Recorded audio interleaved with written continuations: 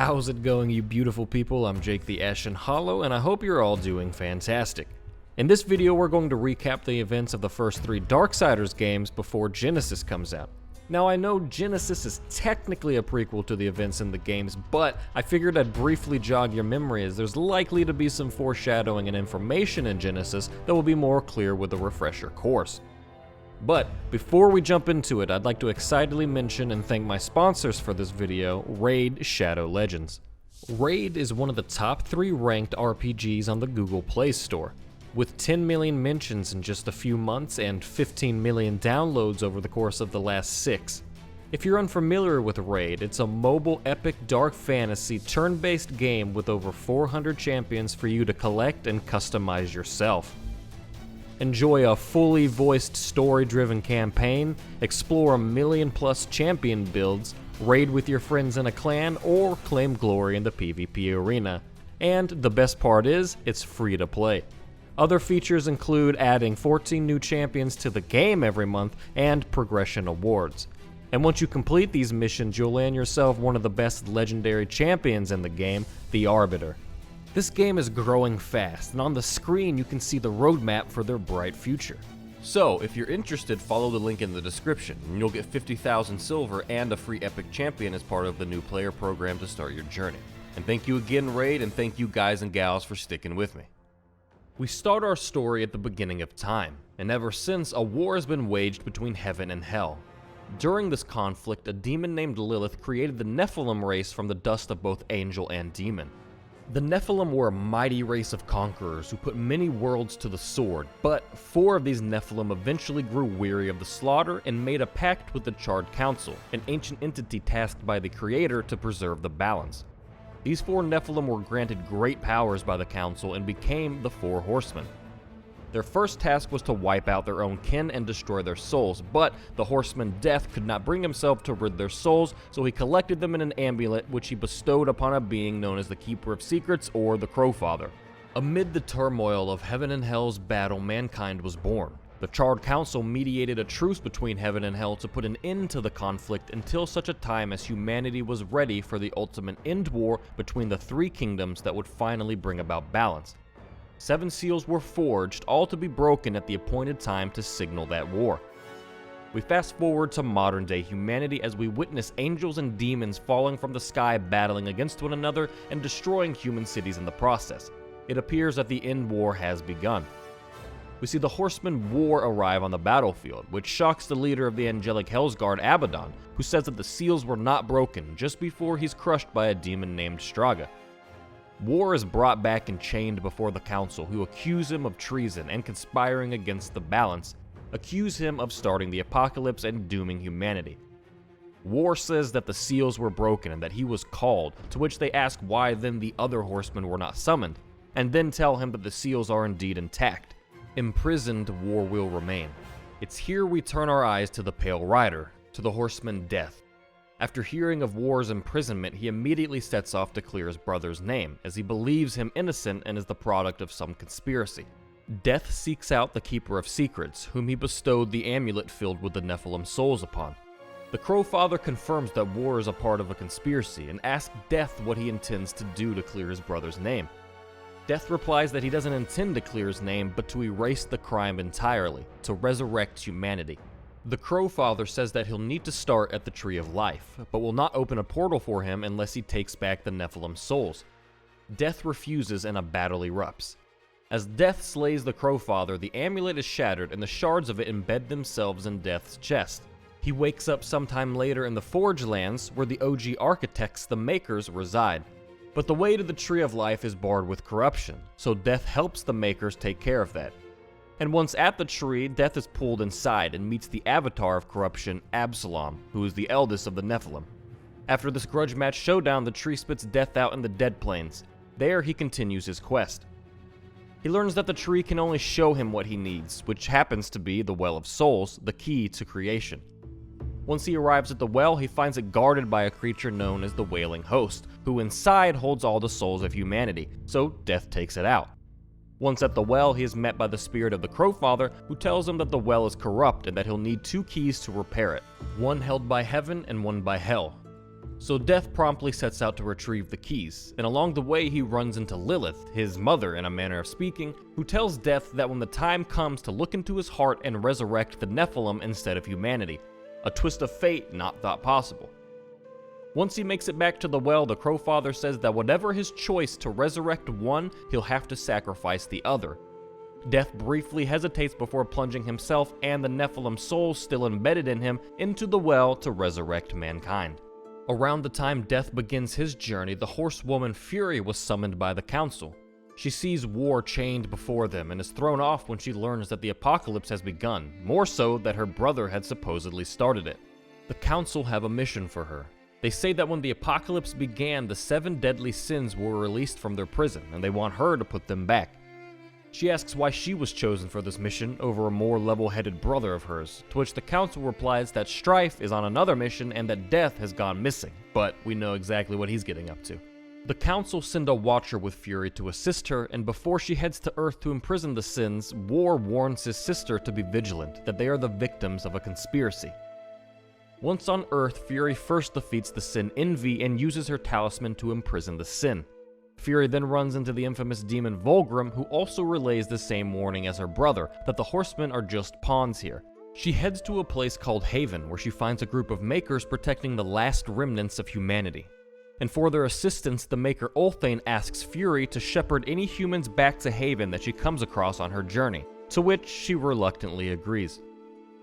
Fury continues her quest of imprisoning sins, and more signs and clues lead her to believe more and more into this conspiracy idea. She is then summoned to the Hollows, where she meets a figure called the Lord of Hollows. He helps Fury along the way, and says that if she truly serves the balance, then she'll bring him the soul of a demon named Abraxas. She finds this demon on Earth overseeing the construction of a grand black tower for a demon known as the Destroyer, the one leading Hell during the apocalypse. She then claims Abraxas' life. She travels back to the Lord of Hollows, who says he's about to have his becoming, but before he does, he tells her that he used to be a part of the Charred Council. But the Charred Council concerned themselves more with policing heaven and hell and ignored humanity. But it was humanity who was supposed to embody the universal balance, to grow and to evolve into it. But that someone means to prevent humanity from achieving that, and that it's someone on the Council itself, and that's the reason war was conspired against and the apocalypse was allowed to happen. And that the Lord of Hollows serves only the balance and means to protect humanity through Fury. As he disappears, he leaves Fury behind an unknown relic, and she heads back to Earth to imprison the final sin, Pride. As she conquers Pride, it is revealed that the Watcher, sent along with her by the Council, has actually been the real sin Envy all along. She blindsides Fury and uses the talisman imprisoning the other sins to absorb their power for herself, and claims she'll destroy the Council before collapsing Fury back to Earth. Fury wakes back up at Haven, where she's met by the human leader Jones. He tells her not to give up her fight, and she replies that she finally understands and sympathizes with humanity, being plunged into a war they didn't ask for against an enemy they don't understand. Ulthane tells Fury that he's constructed a reflecting pool that will take Fury wherever her heart most desires. She first uses it to confront the Council. When she arrives, Envy is already assailing them, but she takes out the sin properly this time. She then reveals what she knows to the Council, and they attempt to destroy her, but she takes out the relic left behind by the Lord of Hollows and uses it to absorb their blows and then set off an explosion, rocking the Council and the chamber within. She uses the pool to return to Haven, only to find it under assault by demons and the Destroyer, likely sent by the Council themselves. The Makers are holding back the tide, but Fury will need to become humanity's protector and take them somewhere safe. We see the human leader Jones join the fray, and it's revealed that it's been the horseman Strife in disguise the whole time. Fury uses the reflecting pool to usher the remaining humans to a place out of reach of heaven or hell, somewhere she most desires, somewhere safe. Now we head back to the Horseman War. So we don't know how much time has passed in either Death or Fury's journey, but we do know that War's imprisonment has lasted 100 years. He's again brought before the Council and accused, accusations in which he still denies. He asks the Council to let him go to Earth and to find those who were truly responsible, and if he fails, then the demons will have enacted their punishment for them. They agree, but first bind a Watcher to War to keep an eye on him. On Earth, War meets a demon named Samael, who says to get to the Destroyer, he'll need to get to the Black Throne within the Destroyer's Grand Tower. But to grant entry, he'll need the hearts of the 4 Tower Guardians. War retrieves these hearts for Samael, but it turns out they weren't keys to the tower, but to Samael's prison. But he still helps War out either way, after confirming War's suspicions about being framed. In the tower, War finds Azrael, the Angel of Death and Keeper of the Well of Souls, imprisoned. He tells War that he needs to free him so that he can shut the well, that the Destroyer is drawing his power from it. He also tells War that the seventh seal was indeed never broken, and admits to being a part of a conspiracy with Ulthane and Abaddon. He says that the universe is sick and that the Council is blind to it. He says that they broke all of the seals save the seventh and reforged them to draw out Hell's forces so that they could destroy them and pin the blame on Hell, all while not having to deal with the Horsemen, which is why Abaddon was shocked to see War on that day. War frees Azrael and defeats the demon Straga within the tower, but doing so causes it to begin to collapse. Azrael takes him and War through the Well of Souls to Eden and brings War to the Tree of Knowledge, and says that he met here with Abaddon somehow after his death. War approaches the tree and is shown a vision, one of Abaddon's plans failing and him falling on the field of battle, but in the darkness a voice calls out to him and asks if he would serve in heaven or rule in hell, to which he chooses the latter and becomes the Destroyer. Another vision shows War his own death, impaled through the back by an angelic sword. Azrael tells War he'll need the Armageddon blade, but he'll first have to collect the pieces of it for Ulthane to reforge. While collecting the pieces, he encounters for the second time back on Earth the angel Uriel, leader of the Hellsguard, who blames War for Abaddon's death. She challenges him to Nec Sacramentum, a death oath, and when War bests her, he spares her life and says that it's his oath and that he'll decide when she dies. He tells her the truth of Abaddon before she flies away enraged. After the Armageddon blade is finally reforged, War takes his fight to the Destroyer. Upon arriving, he finds Uriel and the Hellsguard already failing in battle. After a vicious fight, War finally slays the Destroyer, or Abaddon, and when he dies, the seventh seal falls from his corpse onto the ground. As War goes to pick it up, the Watcher binds him with the power he holds over him. He tells War that he knows too much, and that this was always a one-way trip, that he'll go back into imprisonment. It's then that Uriel plunges her blade through War's back, landing the death blow of her Nec Sacramentum. She then turns her sword to the seventh seal in the Watcher's hand and shatters it. With the seal broken, the Horsemen are called, and we see War rise back to life and take revenge on his tormentor before the Watcher strikes at Uriel. War vows that he will not fight the Council alone, as we see falling from the sky the other Horsemen answering the call.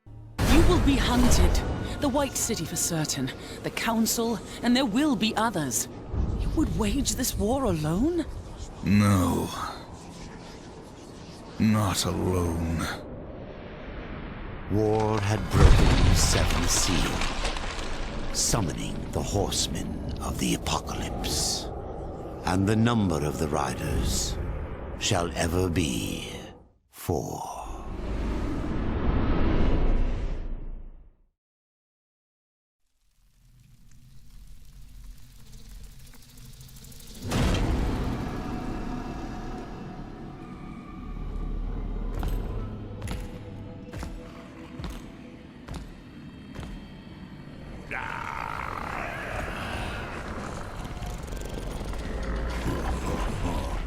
Look who it is.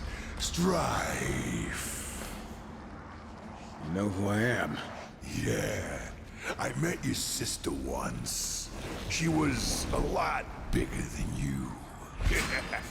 But not as pretty. What do you want, little horseman? Malgros the Defiler, for conspiring with Lucifer, committing countless crimes against all of creation, and by order of the Council, I hereby sentence you to death.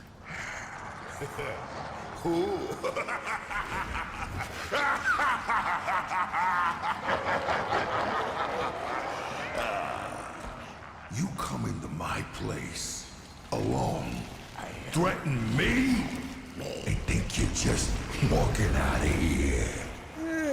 It does sound funny hearing you say it. I'm gonna count to 3.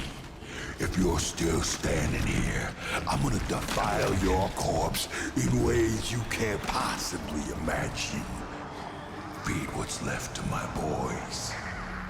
Horse meat's their favorites. 1. 2, 3. Sorry. We're in a hurry.